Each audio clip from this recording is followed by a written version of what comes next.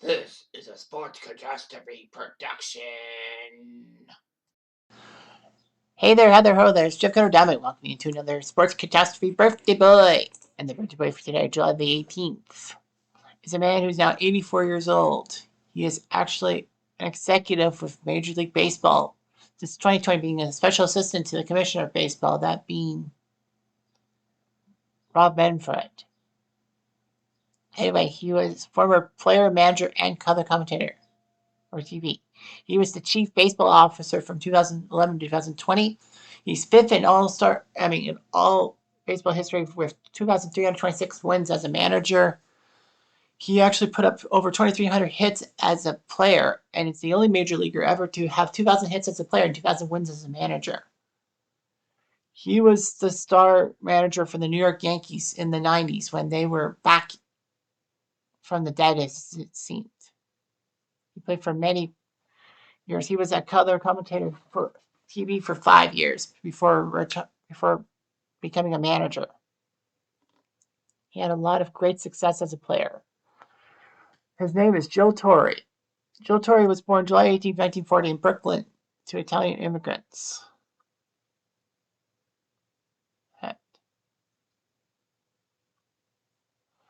So anyway,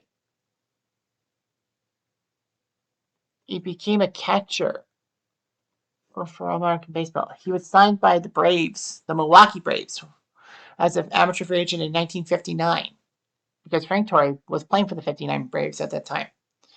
So Joe did that. And of course, this is before the draft existed. So yeah, you just had to sign. Torre would make his major league debut with the Braves organization in 1960. In 1961, he was signed to AAA. And they figured he would play in AAA for the year and then would succeed Del Crandall.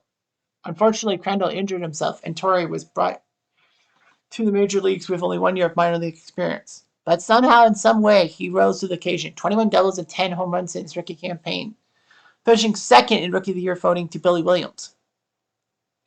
Anyway, Crandall would become the starter in 62, and Torre stayed with the Braves to be the backup catcher. And then once Torre became the starting catcher, they decided to put Crandall to first base. Torre would had 293 with 14 home runs, 71 RBIs, and was a reserve for the 63 All-Star game. The Braves decided to trade Crandall to San Francisco, making Torre the undisputed number one catcher. And it paid dividends, batting .321, fourth in the National League with 20 home runs and 109 RBIs. He was the starting catcher for the All-Star team in 1964 and actually took fifth in voting for an MVP. In 1965, he put up 27 home runs, 80 RBIs, winning his first and only Gold Glove in 65. Anyway, the Braves were moved from Milwaukee to Atlanta, and it made it more favorable to home run hitters because of the lens dense atmosphere. It was known as the launching pad.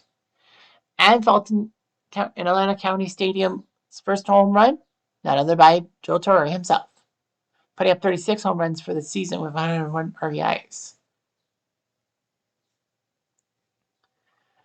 But before the 69 season, he was embroiled in a feud over salary.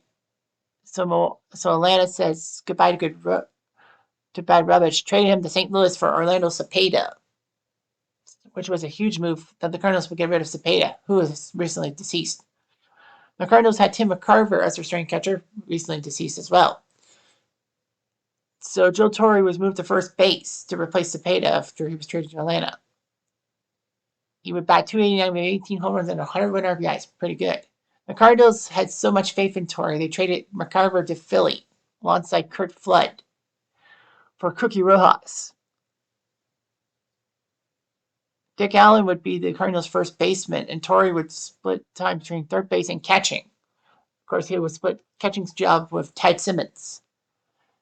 He would be second in NL batting behind Rico Carty.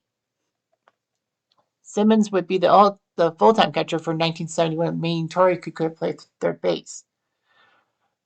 Torre had a great season, freed from the mentally challenged strafe-snapping job of catching. Torre would be named the NL batting champion, batting .363 with 137 RBIs, and no doubt winning the MVP award. So He did well. Unfortunately, Torre's defensive play was bad. He had 21 errors, leading everyone at third base. However, Torre won his second consecutive starting role as third base for the National League and dipped a little bit. After a few years of terrible play, the Cardinals traded Torre, who is now 34, to the Mets for Ray Sadecki.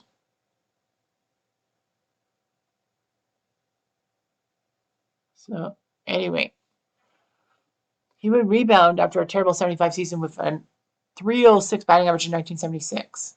Torre was named player manager of the Mets in May 1977, joining Frank Robinson, who was player manager of Cleveland for a few years, and Don Cassenger of the White Sox.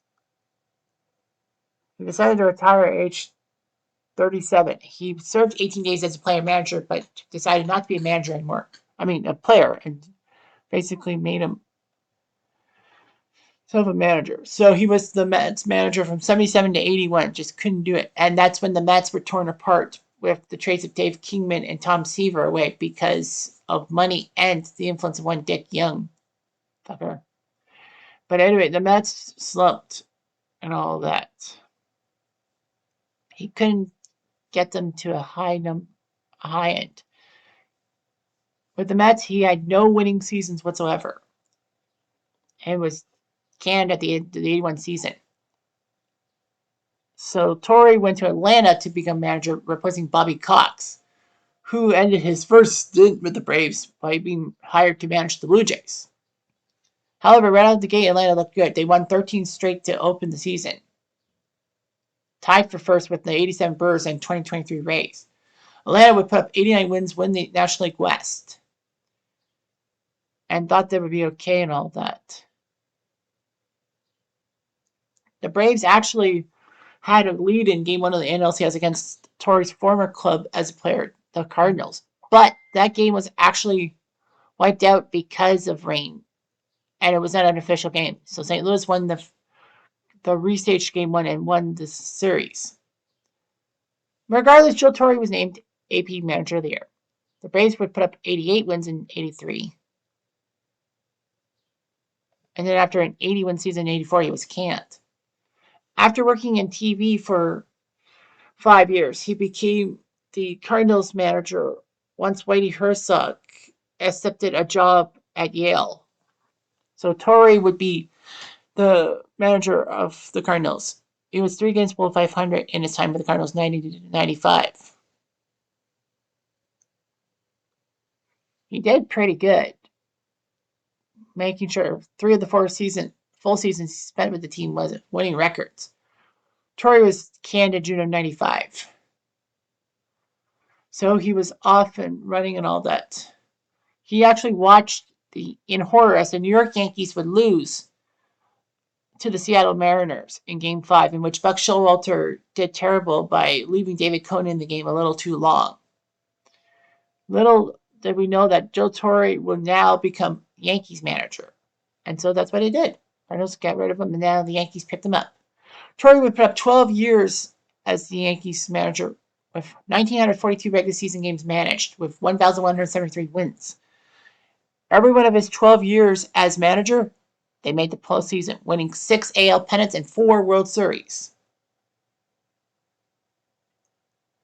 His time as manager is actually tied for second most in history with the Yankees, behind tying Miller, Huggins, and Casey Stengel with 12 years, and beyond the 16-year run of Joe McCarthy.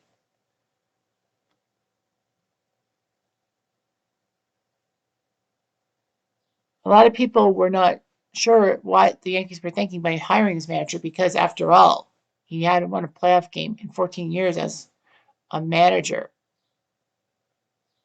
and had played, but not much. However, with the Yankees, he built him up. 96 was the year after the Yankees shock loss to the Mariners in the first round of the playoffs. He drove the Yankees all the way to the World Series and, for the first time in 15 years, won a World Series ring.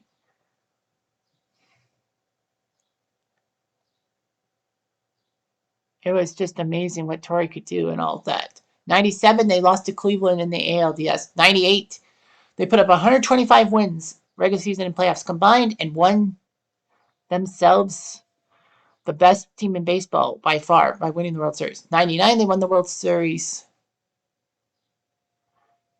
and then 2000, so a three-peat, but missed out in 2001 by a fraction thanks to the Diamondbacks winning Game 7.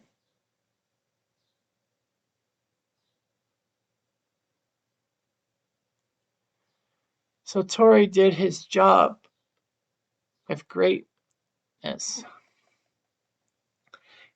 Of course, 2004, Torre was the manager when the Yankees were up 3-0 in the LCS against the Red Sox, and it looked like it was huge and all that.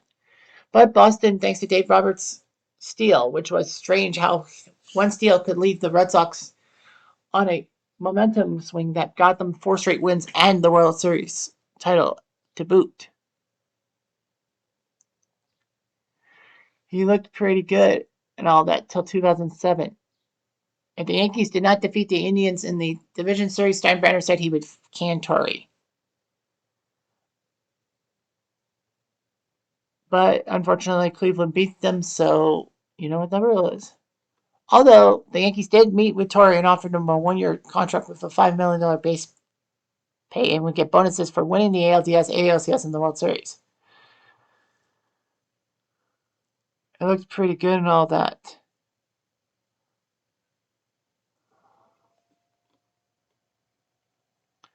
Torre actually turned it down, saying it was kind of an insult and all that. Didn't really like the contract offer. Torre would release a book about the Yankees called The Yankee Years. So anyway, Torre would leave the Yankees and join the Dodgers as manager starting in 2008. It was pretty impressive on that. He brought Don Mattingly and Larry Bowa, who were Yankee coaches, to LA with him.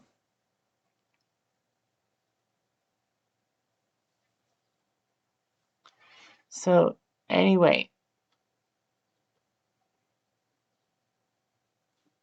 he helped the Dodgers win the NL West, meaning that it was the 13th straight year Torre was going to the postseason. They swept the Cubs in the NLDS, meaning for the first time in 20 years they won a playoff series, but lost the NLCS to the Phillies in 5. Dodgers would be the top seed in 2009 with 95 wins. Unfortunately, again, the Phillies took them out in the NLCS.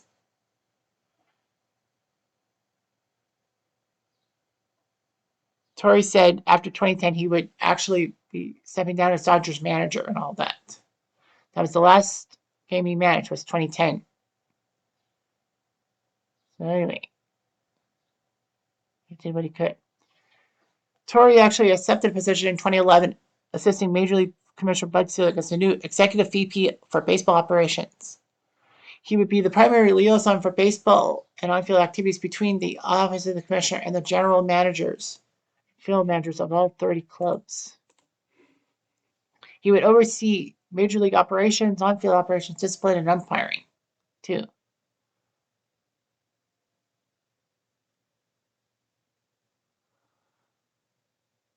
Anyway, Torre briefly resigned from Major League Baseball because he was part of a group that wanted to buy the LA Dodgers, but when they failed, he went back to the MLB. He was made manager of the U.S. team in the 2013 World Baseball Classic. And Torre would open dialogue among concerns about umpiring, strike zone, and instant replay by meeting with players and staff of all 30 Major League teams. And did all that. He led an expedition to Cuba of MLB official players, first of its kind since '99.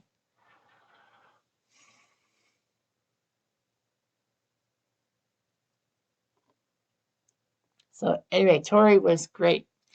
He was part of Major League All-Star team as a player and manager 15 times, winning 13, losing 1, and tying 1. Of course, that was the famous 2002 game that ended in a tie. He was 8-1 in his playing career, and manager, he was 5-0-1. His number 6 would be retired by the Yankees August 2014. The Cardinals and Braves would also induct him into the Franchise Hall of Fame. So he had an 18-year Major League career playing over 2,200 games with 2,300 plus hits and a batting average just under 300 with 252 round trippers and 1,185 RBIs.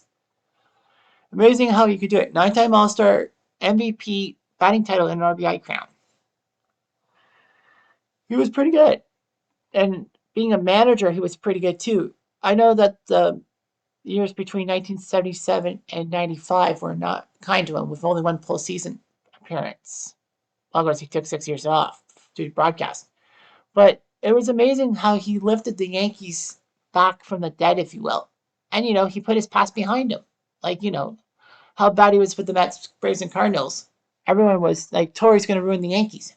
Not so fast. We have a nice group and core. He led them to 4 World Series titles. That's just amazing what he could do. And with the Dodgers, he had a few good years for the Dodgers too, being their manager.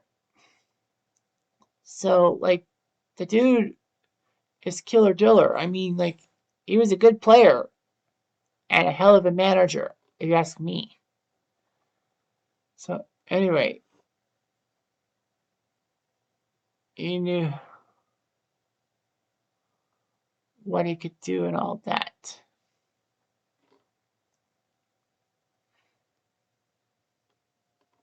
So, he has a personal life. His first wife, Jackie, has one son, and his second wife, he had 2 daughters, but then he married his third wife, Ali Walterman, in 1987, having a daughter. So, he has 4 kids. His older brother, Frank, also was a major league player and died in 2014. He had an older brother who was a New York police officer and an older sister who was a Roman Catholic nun and teacher. He was treated for prostate cancer and beat that. So Joe Torre is just fantastic. I know he's a Yankee manager, and I know as a Blue Jay fan, I can't cheer for the Yankees. But dude did a lot, and he put his past behind him, and that's what happened. Anyway, I'm Jeff. I'm going to do.